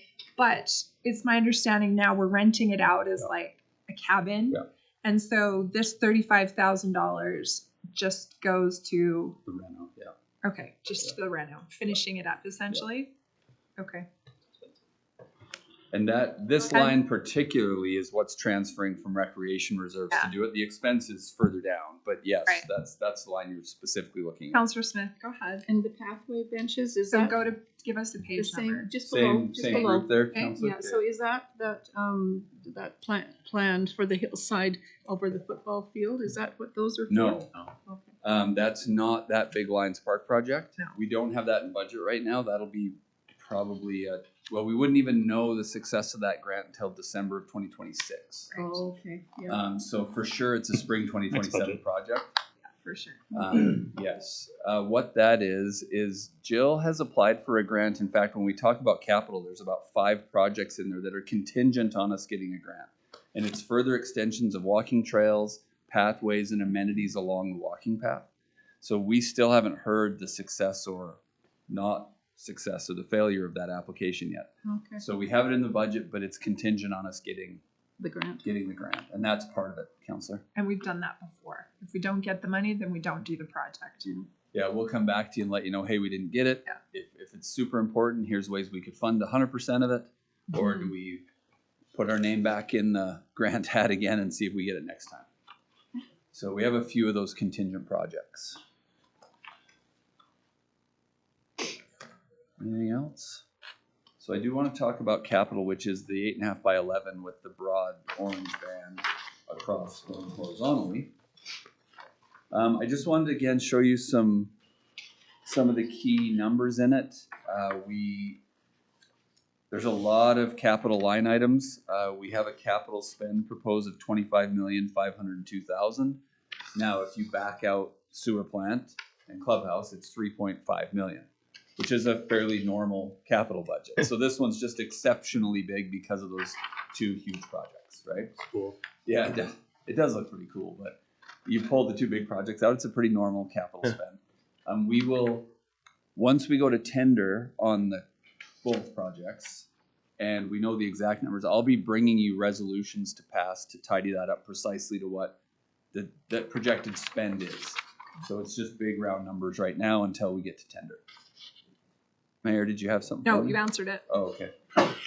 We are planning on using about $1.445 million of our local government fiscal framework funding. And we are planning in this budget on using $214,670 of the Canada Building Fund money. So when you look across this sheet, it has the year and then the source of funding, LGFF, CCBF, reserves, tax or self-funded or other. And then it goes over the page to give the totals. So we are spending a considerable amount of our LGFF, which is, they want that spent in year. They don't like that particularly carried over for a long period of time. And so that's, I think, fine. When you look at the other column, there's $18.88 million in the other column. Now, in this case, that's made up of all the other grant funding we've received for the sewer plant. So there's about 15 million in there that's the grant funding for the sewer plant. And that's why it's up at 18.8 million. Okay. And then the other chunk of that is any borrowing that we anticipated. So if we're gonna fund something by a borrowing, for our purposes, it's in the other column. So looking at the sewer plant, the WWTP wastewater treatment plant upgrade, 20 million, 3 million of it from reserve, 17 million from other. Well, I can tell you that's 10 million from the province, 5 million from ERA, and 2 million borrowing. That's how that's currently structured. And so we plunk that in there. I do want to point out one other item, and it's in red. It's about a third of the way down the page under the other column, $143,330. So that project, although we should put lines on this because it's terrible to follow it over to the project, 7th Avenue West, Cottonwood to bypass pavement. That's the local improvement tax amount that the residents in that area have agreed to pay. So just for my new counselors, do you want to just explain a little bit about that? Yeah, so I think we talked about this a little bit once before, but what we did, so we had residents coming saying, you know, with all the new development and the new traffic, that really needs paved. And so we put together cost proposals. We presented it to all the neighbors, and council had to choose what percentage was public use, which in this case was 30%, by the way, and how you wanted to administer the tax. Was it by front foot? So how many feet of frontage on the road you had? Was it by assessment, the value of your property, or was it by parcel? In this case, this one was a little interesting, because if it was a normal street or avenue in town, you would have 20 houses on it of reasonably similar frontage. But on that one, you have large lots and then a very condensed development in the Mountain Meadow Estates. There's 38 or something lots in there that don't have that frontage. So that's why they went with it per parcel. So what happens is we present that plan and how much that would cost, and that they have so much time to basically petition that local improvement tax. So they can't you can't impose it on those residents. They can petition to kill it.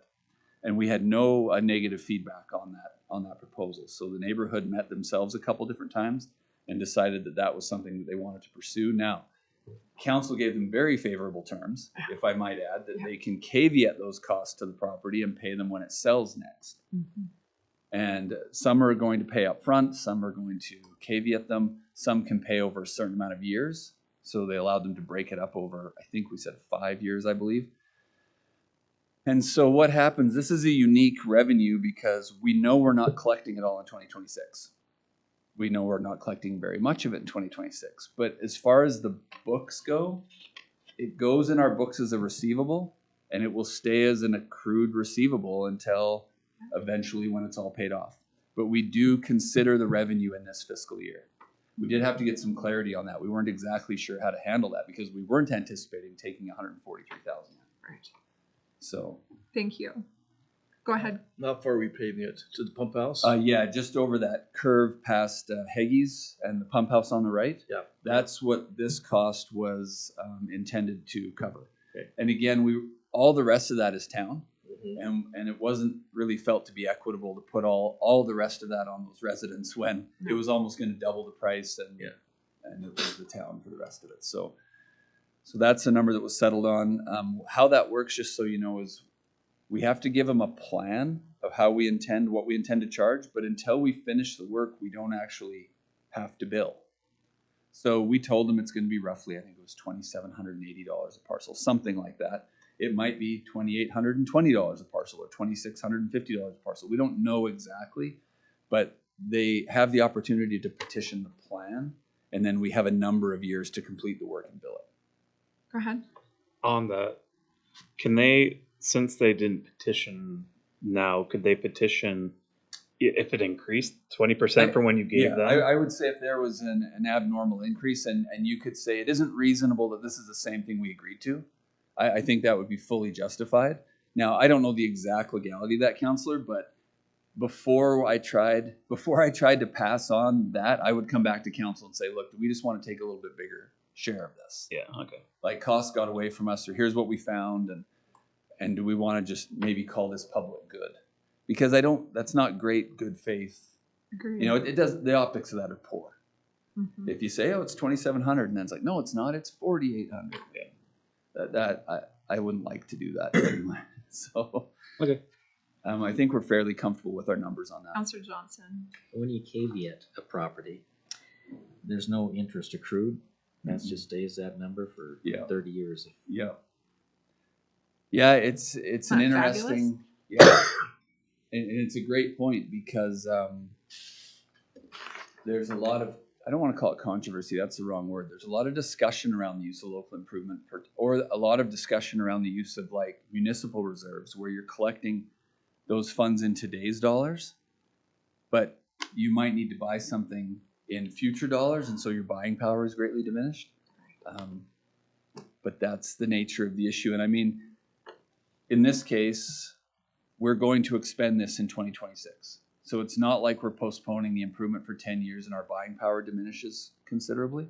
You know, we want to move on this quickly. Mm-hmm. But yeah, we may not collect a lot of this for Years. many years. So one of the other theories behind it, and I can't suggest that this is going to play out or not, but just the increase in the value of the property with having curb gutter and asphalt in front of it should cover off the caveated amount from the local improvement tax. So, you know, not just take one of those homeowners with 80 foot of frontage and it's $2,800 and now it's curb gutter and asphalt. That's probably a better, helps their selling ability, and they could probably get that out of it. Good investment. Potentially. In a way. Yeah, again, you never know how it plays out and what the markets do, but 100%. potentially. Come on. Yeah. So I just wanted to point that out. The other thing I want to point out, and I'll navigate this really carefully in the public portion of the meeting. Everywhere in the capital budget where you see the Francophone school, that money is just coming from reserves. And the reason we did that is it's just easy for us to manipulate as that project becomes a little bit more in focus. And we know exactly what the numbers are. So we pulled it. Electrical came from electrical reserves. And all the utilities came from public works reserves. And if we have to change that number, we're just going to flex the reserves. that we use. There's not a borrowing that's contingent on it. There's not a grant application, because if we use grants and we apply for a $200,000 project and then it changes dramatically and we don't do it, that's actually a lot of work, and the province doesn't really like us doing that with our grant applications. So I don't want to think that there can't still be good discussion on that project, but we put it in with reserve funding just as placeholders until we get that project figured out. So you will see those in each of the disciplines. Councillor Kenley? Yeah, so we talked about a little bit already that finding the new water source for the town, or a different option. Yeah. And because we had done that and there wasn't something there, there wasn't a good source where we were, but potential somewhere else close by. Is that budgeted in here to do that project? Of course you asked me that. Now I'm Sorry. scanning quickly. Brandon had his way with this since the last meeting. I'm just trying to see if it's in here. I just couldn't see it, so I just wasn't sure Just 1 second here. Raw water. if we were budgeting for it or if we just have to come up with that. Sorry about that. Not in there right now? Okay. Okay. Do you want to know something interesting on that, by the way, that I learned at 4 o'clock today? So Brandon and Brock were in his office late, and I just went in and kind of jokingly said, "What are you guys still doing here?" And they said, "We found a record of a well that was dug at Lions Park back in 1971 that produced 250 gallons a minute. But we don't know where the well is. It says it's still there. The report says that the well it wasn't decommissioned."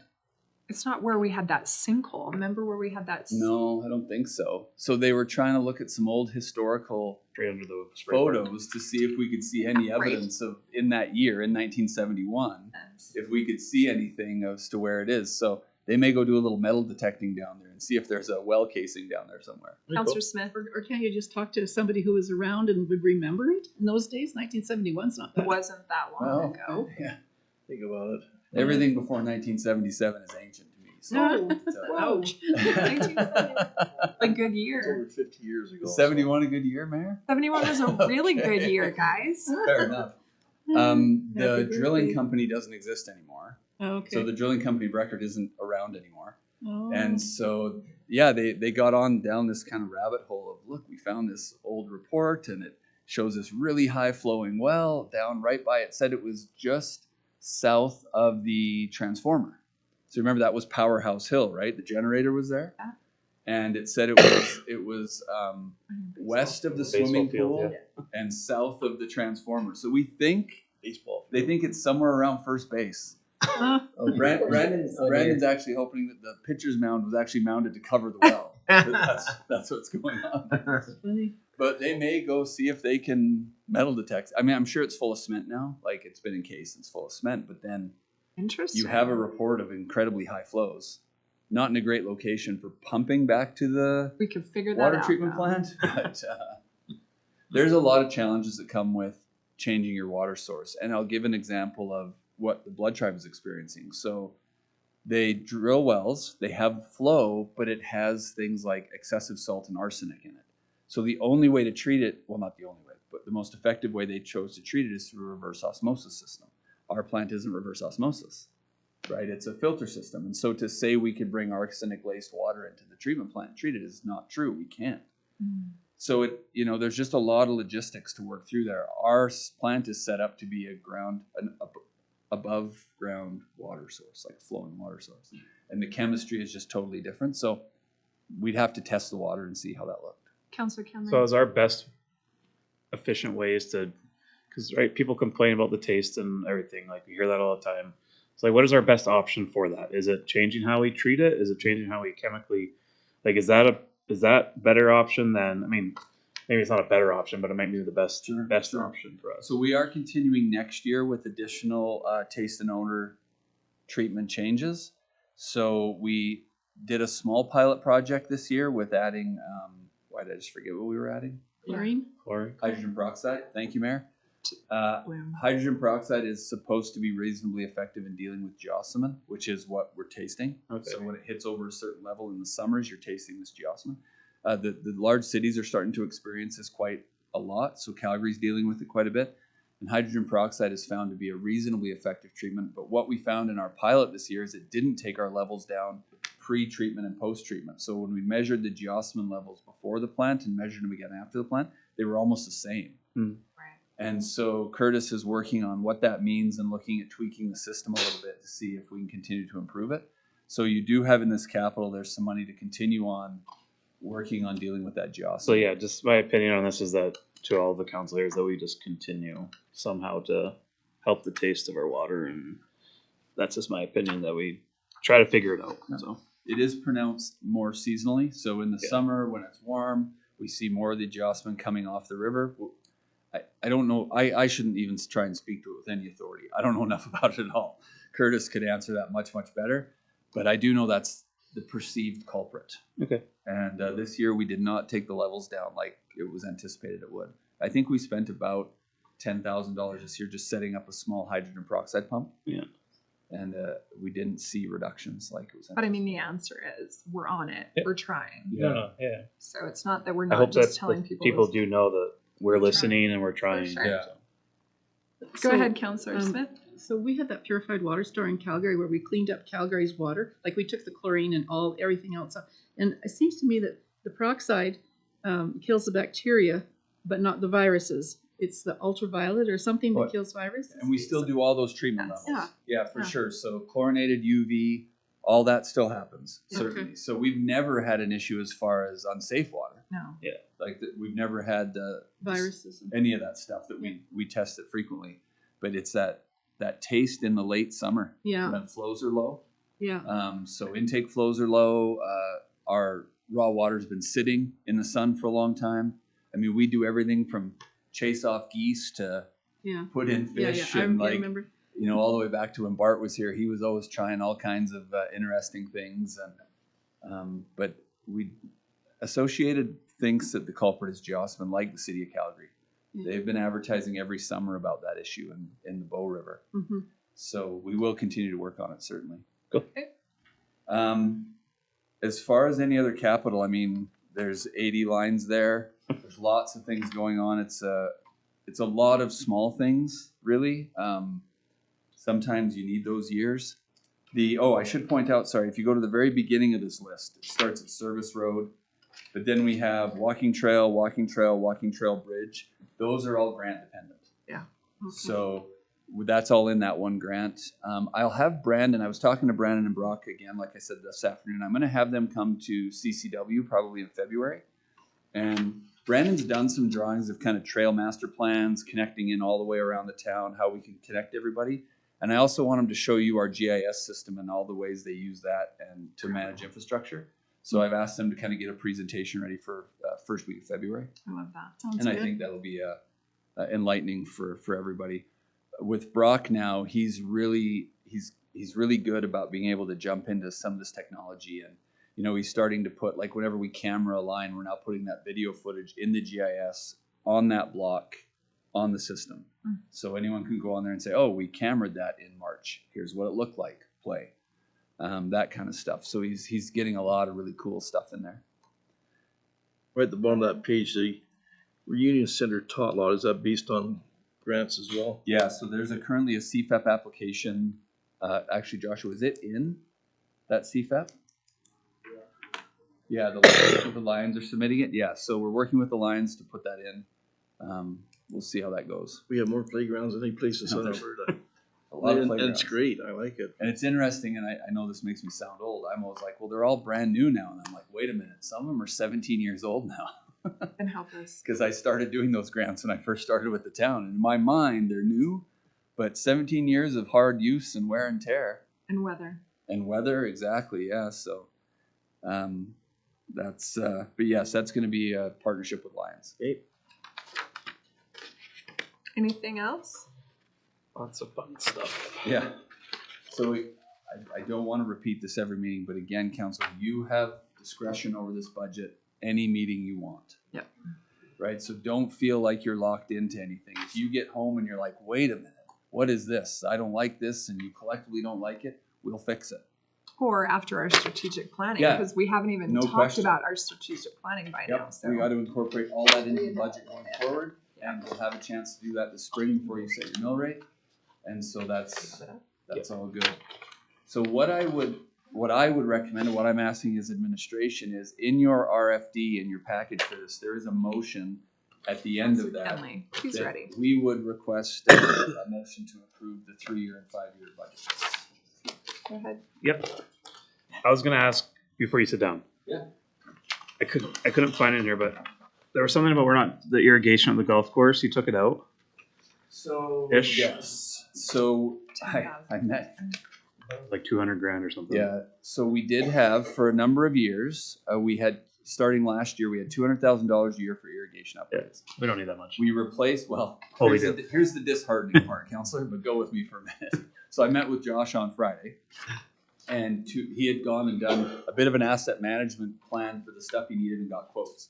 And so he says, "Hey, so what we did last year for the 200,000 is we replaced the controller, like the main brains of the system, right?" And they were quite pleased with how that improved overall use of it. There was some learning curve there. We had some challenges for a while, but so Josh came and he said, "Hey, I worked with whatever company. We have a quote to replace the rest of the irrigation. It's $2 million." And I was like, "Surely there's like 3 too many zeros in there. There's got to be." And he says, "No, by the time we replace all the piping, all the wiring, all the sprinklers, everything, it's $2 million." And I said, "Well, let's get a clubhouse done first, and then let's focus on the next thing."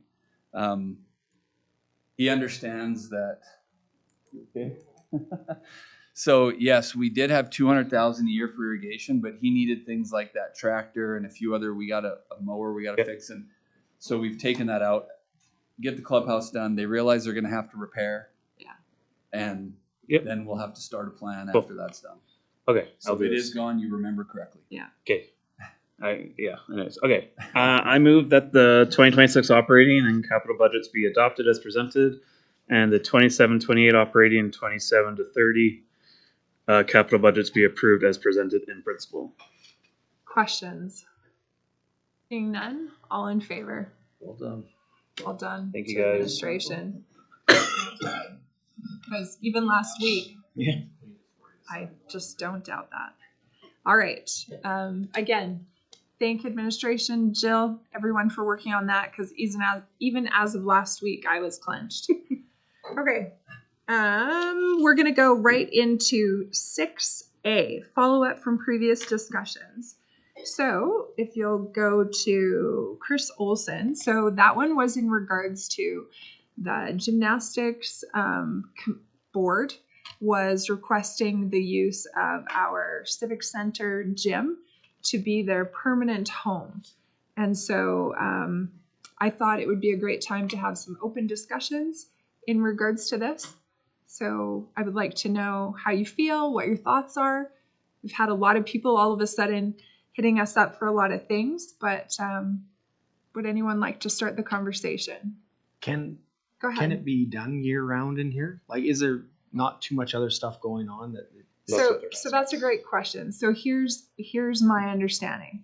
My understanding is administration had given us, so we have the farmers markets in there. We have Heritage Day stuff in there. So if in fact we do decide to give the gymnastics club exclusive rights on the gym all year round, that would just mean that the other programs would need to be run elsewhere. Like the town owns the Tanner Center, and we're working on that contract right now.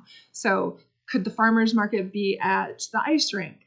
Possibility. Could all the others, could the other, so the junior high has a play, the high school has a play. Well, I just heard that I think it's the high school in their blue box, they call it, black box at the high school. Anyway, in their area, it's like a little stage. That's where they're putting on their next play. Is it blue box? Like in the gathering area. The gathering area. Yeah. Anyway, they call it a box, whatever color it is. Yeah. And so they're looking at putting their play on in there rather than using our facility here. And so I just found that out today. And so would it take looking at things outside the box to try and fit everybody into other areas? Do we have the Carriage House Theater? Do we have the Remington Center Theater? rooms. They've got 2 theater rooms there. Did we not hear today that that they're only open during the day because heaven forbid they make money at night? Anyway, so all of these things would need to be looked at. So could it be done? I think it could. Does it require some outside the box thinking? Of course it does. Yeah. Anybody? Councillor Selk, then Councillor Kenley. The thing about the gymnastics club presentation is that it wasn't solely just for the gymnastics club's use. They were talking about expanding their programming so that moms with young kids could go there. And we have nothing in terms of getting moms and little ones into a place where they can blow off some steam in the wintertime. Heaven knows it's lovely here in the wintertime. So there is that element to it that I find very attractive. Yeah, so it was my understanding. Sorry, Councillor Kelly. It was my understanding that when they met with us, it was they're hoping to have, like Councillor Selk said, a year-round program, during the day program, you know, afternoon and evening. Like they're looking at a seasonal. It wouldn't be seasonal. It's yearly. Councillor Kenley. I was gonna say I'm personally in favor of the gymnastics having it all year. I think they bring, like you just said, it's gymnastics plus. I think that there will be opportunities for like my wife and our kids to do things like that, and there is nothing like that in town that you can do. My only question is, I can't see it in here. Were they offering to rent? What was the rent pay? Did they offer? Yes. I don't remember what the number was. They said they had no problem with continuing to pay monthly as a regular. They would work that out with us. Okay. They're not asking for a deal. They're not asking for it for free. They just were asking that they could have it year round and pay. Councillor sorry. I was going to continue. I just think that it would take, I don't know if administration gets burnt up about this, but like it would take a little bit of stress off them having to worry about who's coming in, who's coming out, with scheduling. You know, we have one partner in here in the building. And in my opinion, I feel like, yes, it's a building that lots of people have been using. Mm-hmm. And it seems like they're all wanting deals and free and everything. And I would just like to have one entity in this building using it. And it's just a big broad for families and gymnastics in the whole. So that's my opinion. Thank you. Councillor Court. It's called the Civic Center, not the Gymnastics Center. But got a letter today from the high school band teachers thanking us profusely. I don't think we can make a decision right now. I think everybody needs to be talked to and see if there's alternate plans. Otherwise, I would not favor just having gymnastics taking it right over and nobody else getting in there. Until we figure out what the other guys can do or will do, I don't think there's any way we can make a decision on it today. Okay, Councillor Johnson. I guess question then a comment. How many other community events organizations would book it if they could, if there was space or if there was time? Do you get a lot of requests? Go ahead. He's got a whole list of them right here. I know, I saw the list, but Yeah, is that's there who more did in than 2025. that's who actually did it? But is there Yeah. more that could do it if there was the gymnastics here? You know, it's like Steph, like Shem might be able to answer that a little better because they're taking those calls all day. Yeah. But I do know that yes, we still turn other people away for different events of all kinds. And even you heard from the chamber today, one of the challenges was that we had booking conflicts sometimes. You know, there was just other people in the gym. Well, I know there is. So. Yeah, it's a busy little place for sure. Yeah. Philosophically, as my comment is that it's along the lines of Councillor Court. Yes, we all want to see their full-time facilities. I'd love to work towards that. Do I believe that long-term that is the answer? I don't. I can't. I don't believe it. I think we need a facility. This facility, I think, is conducive to cultural and civic events, and that's what it was repurposed for. And is it fair for every other community organization not to have to, not be able to access the community center? I'm not so sure that it is. Do I want them to have full-time access? Yes. but is it a long-term solution? No. Councillor Smith.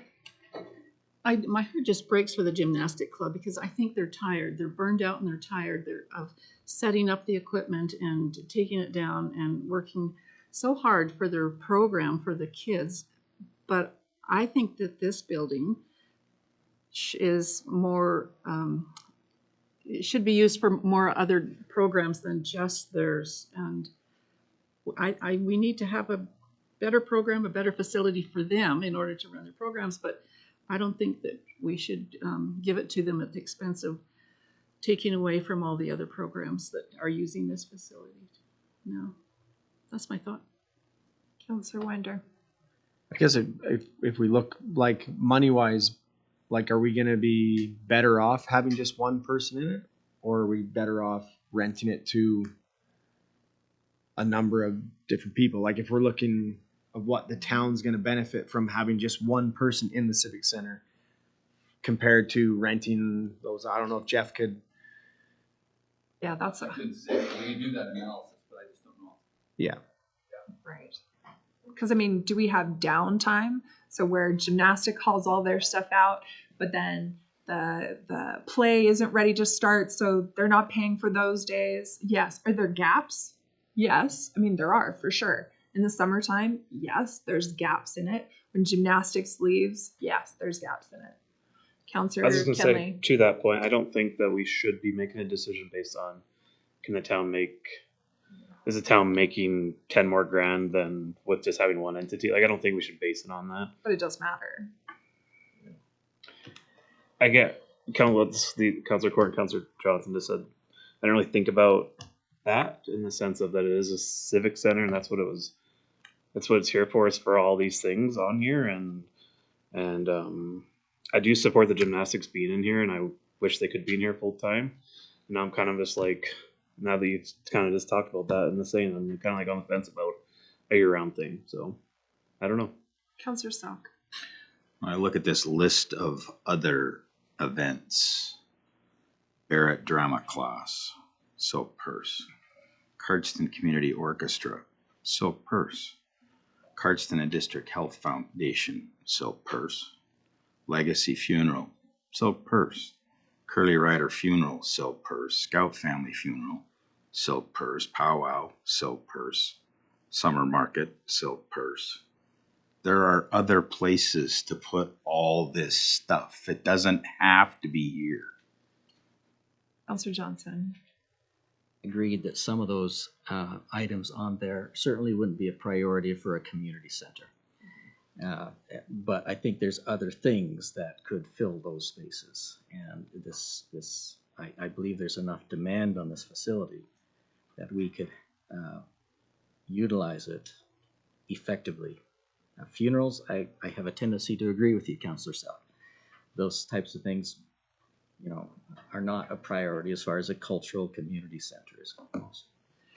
I think something I'm struggling with is I hear what you're saying in regards to the Civic Center, and it's not that I disagree with that, but the trick is with not having a rec facility in town, which we don't, which we actually, when we did the math, it looked like we couldn't afford it. With not having a designated area for sports, for gymnastics, we'll say, it then where? Do you know what I mean? And I think everyone at this table would agree that we want gymnastics to have a home. It's not that we don't, but by not having a rec facility that the town owns or runs, or it's our civic center is getting used as that, right? It just is. Councillor, go ahead. If you remember our discussion on the rec center, even then the gymnastics was going to take too big a footprint on it. You're right. So we have to figure out a way to find them a spot where they're not bumping other people out. Now, I don't have that answer. I agree with Gary, but until we actually get that in place, we can't say the rest of them, so you're done. If we can't find a spot for these other guys, this is a civic center. Oh. So, Councillor Johnson, did you have something? Come back to me. Okay, Councillor Salk? Well, I just think this merits a worthwhile conversation with the Carriage House Theater Group about what are you doing with the silk purse? And since that was a town of Cardston facility, maybe it's time we bought it back for the same price we sold it to them for, which I think was $1. It's like, sure, sell it back to us for $1 and we'll take it over and we'll use it a lot. We'll double the price. We'll give them $2. No, okay, fair enough. I agree with you before. We can go as high as 2. So I think what I'm hearing, just bear with me for 1 second, Counselor. What I'm hearing is this is a bigger conversation and maybe one that we need to talk about at our strategic planning, as again, we haven't had that yet. So would you be against putting this as a discussion at that meeting so that we can do a little bit more research, have administration, get a hold of these other shareholders and just see if we can't hammer out an agreement that we all would be in favor of? Would you be okay with that, Council? Yep. Yes. Okay, thank you. So Jeff, do you want a motion to put that on? Or are we good? Well, to direct administration that we. Yeah, if you want to make just direct administration to have this on your plan. Councilor Court. Yeah, I'll make that motion that we direct administration to look into the use of the Civic Center with all the entities involved. Yeah. I appreciate that. Any questions? Seeing none, all in favor? Thank you, Council. I understand we all can't win here, but I think we're we're moving forward. All right, next up is Brent Bevins when he came, but actually we're putting a pin in that because he was supposed to get us more information on it. We have not got it in time. So we're going to put a pin in this and come back to it, was my understanding. Thank you. I talked to the mayor before. I asked Mr. Hennessy if he could give me an idea of how much they expended in 2025 and what it was for and what they anticipated their needs were going to be in 2026. And he hasn't got that to me yet. So my recommendation would be, I think that's key, just so you know that money was in your budget. So you have it to manipulate should you still want to honor that request. But I do believe it would be important to see what that's being used for and how much they've used so far. Okay. I don't have that yet. Sounds good. All right. I'll make a motion that we move into closed session. Thank you.